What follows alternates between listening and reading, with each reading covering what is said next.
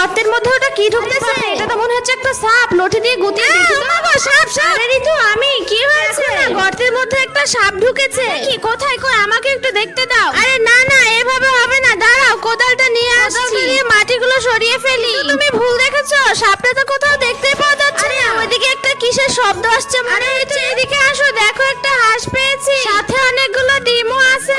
দেখি সরো, আমাকে একটু দেখতে দাও। তাই তো, হাঁসটাকে এখন এখানেই রেখে দিই, রাত্রেবেলা এসে দেখবো ডিমের মধ্যে ছা আছে কি না। চিন্টুর বাবা তাড়াতাড়ি লাইটটা নিয়ে আসো, আমি চলে এসেছি। ডিমগুলোকে লাইটের আলোতে দেখো ছা জমেছে কিনা।